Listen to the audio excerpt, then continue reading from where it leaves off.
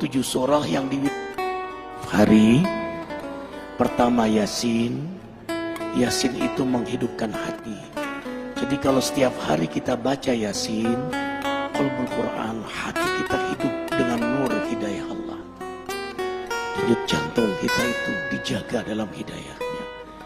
Kalau kita membaca surah Ar-Rahman setiap hari, maka Ar-Rahman satu-satunya dalam Quran dimulai dengan nama Allah Ar-Rahman, Maha Pengasih. Maka kita yang membacanya disayangi, dikasihi, dicintai, disukai oleh Allah. Kalau Allah sudah suka, sayang, cinta, kasih sama kita, maka para malaikat yang mulia pun mencintai kita. Kemudian para hamba-hamba Allah yang mulia, para nabinya, para walinya yang dicintai oleh Allah, mereka mencintai Allah, maka mereka pun akan mencintai kita. Kemudian yang keempat, hikmah Rahman, tumbuh sifat rahmat pada diri kita. Rahmat, kasih sayang. Sayang akhirnya kita sama keluarga kita. Seorang suami yang setiap hari baca Rahman, dia sayang pada istrinya, dia sayang pada anaknya, dia sayang kepada keluarganya, zuriatnya, sayang dia pada tetangganya, sayang dia pada umat manusia. Dia akan punya sifat rahmat, dermawan, rendah hati, tidak pernah merasa diri paling suci, tanpa kehilangan ketegasan dan keberanian pada dirinya. Itu rahasia Rahman di antaranya. Makanya setiap hari bacalah Ar-Rahman. Kemudian Al-Waqi'ah yang ketiga. Kenapa Al-Waqi'ah? Di antara hikmahnya, tidak akan pernah susah kita di dunia ini. Nggak akan menderita di dunia. Tidak akan menderita sakaratul maut. Tidak akan menderita di alam kubur. Apalagi di akhirat nanti. Baca surah Al-Waqi'ah. Coba baca terjemahan tafsirnya. Dahsyat sekali. Kemudian membaca surah Al-Muluk yang keempat. Setiap hari. Tabarakalladzi biyadihil muluk. Kalau kita setiap hari membaca surah Al-Muluk, apapun yang kita lakukan, yang Allah amanahkan pada diri kita, siapapun yang dekat dengan kita, diberkahi oleh Allah. Dahsyat. Surah Al-Muluk itu. Kita punya rezeki, berkah. Kita punya sehat, berkah. Kita sakit, sakit kita berkah. Membuat kita dekat kepada Allah. Kita punya rumah tangga berkah. Kita punya pekerjaan, pekerjaan kita berkah. Seorang juru dakwah yang setiap hari membaca surah Al-Muluk, dakwahnya berkah, jamaahnya berkah. Arifin ketika mengunjungi satu pesantren di Cianjur, apa kata Pak Kiai, kata ajengan itu, Ustadz Arifin, carilah sahabat, carilah guru yang setiap hari dia membaca surah Al-Muluk. Kenapa ajengan? Kau pun akan berkah karena bersahabat dengannya. Subhanallah. Allahu Akbar. Bayangkan kalau suami membaca surah Al-Muluk, istri membaca surah Al-Muluk, anak baca surah Al-Muluk. Hari ini kita ribuan membaca surah Al-Muluk. Gimana nggak berkah majelis ini? Gimana nggak berkah ikhwah semuanya? Kemudian membaca surah Al-Jin, tidak diganggu oleh jin. Mereka yang setiap hari mewiridkan surah jin dan dikenal oleh jin-jin muslim. Kemudian membaca surah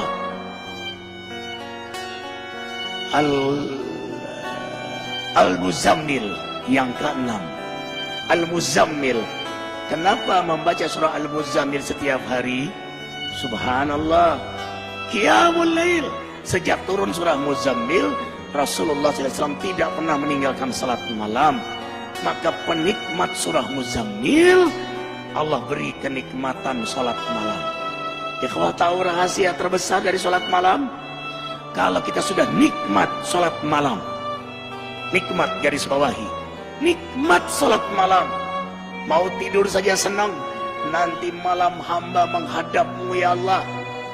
Yang Allah gambarkan dalam surah Al-Furqan ayat 64. Walladzina yabituna li rabbihim sujada wa qiyama. hamba-hamba yang beriman itu senang sekali begadang malam karena menikmati lama sujud dan berdiri di hadapan Allah. Perhatikan surah Muzammil ayat 6. Inna nasyi'atal lail hiya asyaddu wat'a wa muqila. Sesungguhnya bangun di tengah malam lebih tepat untuk khusyuk dan bacaan kala itu sungguh sangat mengesankan. Lebih tepat untuk khusyuk, lebih tepat untuk nikmat, lebih tepat untuk bermesraan, berdialog, berdoa kepada Allah Jalla Jalaluhu. Subhanallah. Perhatikan surah Muzammil. Inna rabbaka ya'lamu annaka taqumu adna min sulasil lail wa nisfahu wa sulusahu wa ta'ifatu min alladhina ma'ak wallahu yuqaddiru laila wan nahar alima an lan tuhsuhu wa taba alaikum faqra'u ma tayassara minal Qur'an. Imani ayat ini, antum tidak akan meninggalkan salat malam lagi.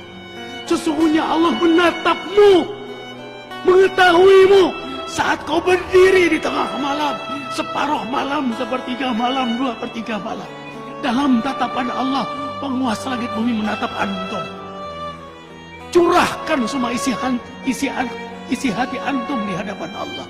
Itulah kenikmatan surah Muzammil. Apa kata Ibnu Qayyim? Kau dapat nikmat salat malam, separuh surga sudah kau dapatkan. Dunia ini separuh surga bagi penikmat salat malam. Para nabi, para aulia, salafus saleh, mereka penikmat salat malam. Rumah tangga akan bahagia, rezeki akan berkah. Semua urusan antum ma'unah dalam pertolongan Allah. Kuncinya ada pada salat malam. Anna syarafal mu'min qiyamuhu bil-lail. Kemuliaan seorang mukmin itu ada pada salat malamnya. Allah muliakan antum dunia akhirat. Seorang suami yang salat malam mulia di hadapan istrinya. Seorang istri yang salat malam mulia di hadapan suaminya. Seorang ayah, ibu yang salat malam, orang tua yang salat malam mulia di hadapan anak-anaknya. Seorang guru penegak salat malam akan mulia di hadapan jamaahnya. Walau jamaahnya tidak tahu, tapi ada haibah jalaliyah Allah berikan pada dia. Kalau dia berdoa mustajab, kalau dia bicara hikmah.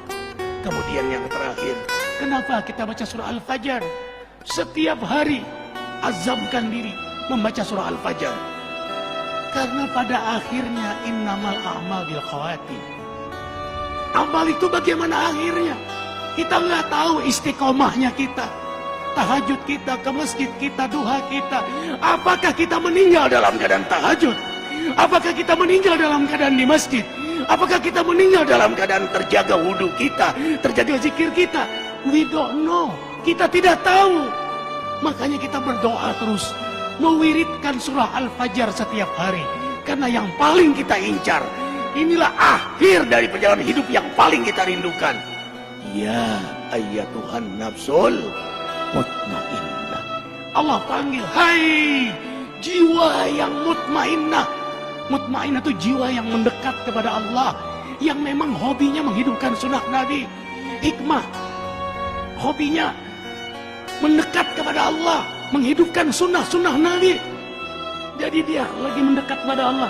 Ya Tuhan nafsul mutmainnah, irji'i ila rabbiki radiyatan mardiyah. Ulanglah kepada Allah, radiyatan mardiyah. Yang kamu ridho, Allah juga ridho sama kamu. Yang Allah sayang sama kamu, kamu juga sayang sama kamu. Yang Allah rindu pada kamu, kamu juga rindu pada Allah. Bertemu kekasih dengan kekasih.